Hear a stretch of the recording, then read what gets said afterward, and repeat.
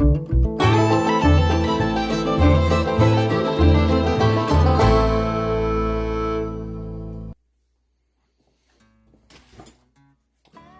y'all, welcome back. Outdoors with Jake.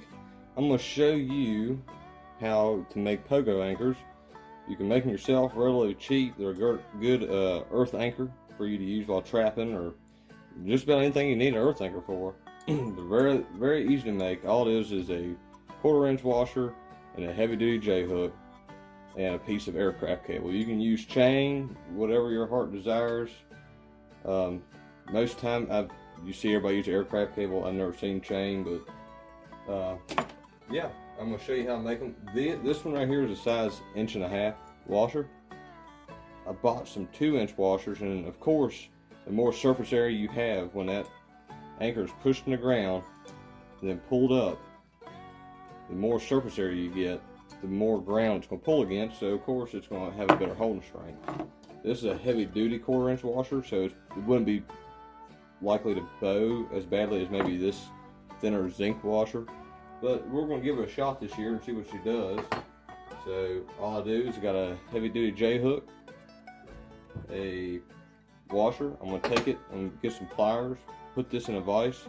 I'm going to open the J-hook up so I can thread it into the washer, and then just close it down and throw a piece of aircraft cable on it, and it'll be ready to rock and roll.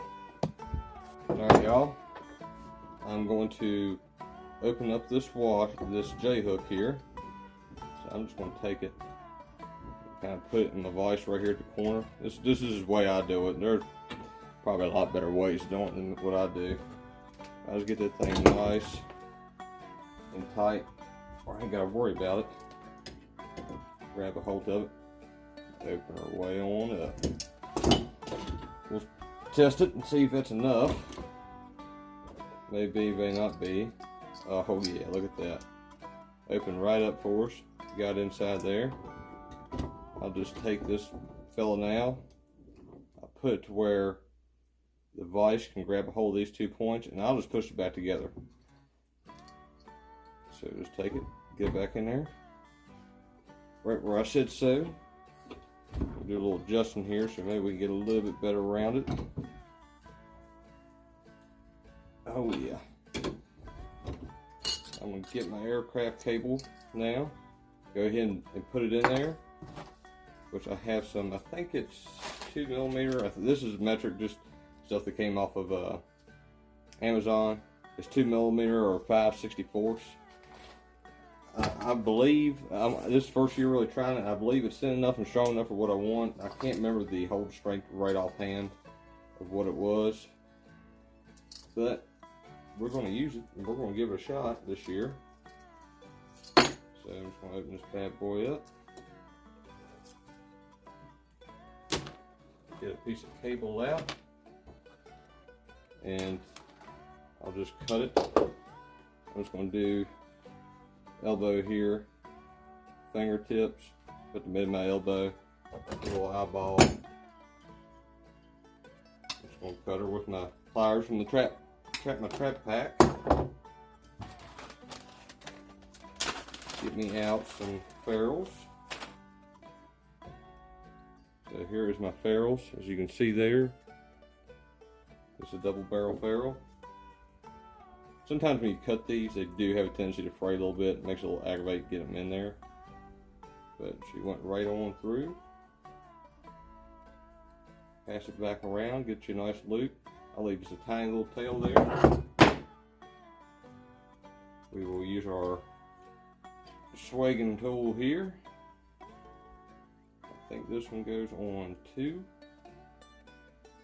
Take it and give her a nice clamp down. And there you go. So we'll just put it right through here now. Alright y'all, sorry about that little cut there. Had the melee pull up. Of course the missus was getting some stuff. We have a wedding coming up and getting married in December, so I'm trying to get everything lined up for that, and some of y'all know how that is. It's a little crazy there for a while, so let's continue off.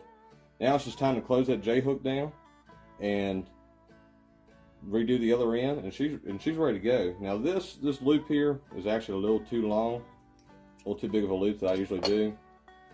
So I'm gonna show you about the size I roughly try to do. It ain't no big deal. That loop would work just fine, but we're all just a little picky with some things. So I'm gonna take it, do the same thing again. Take our other end of our ferrule. Like I say, sometimes you have some troubles getting them in there. So I want to fray up on you. Sometimes like this one, for example, I'm going to have to recut it. Knock them burrs off, I'll just cut close to the end. Get it nice and flat and flush. And spread her in there.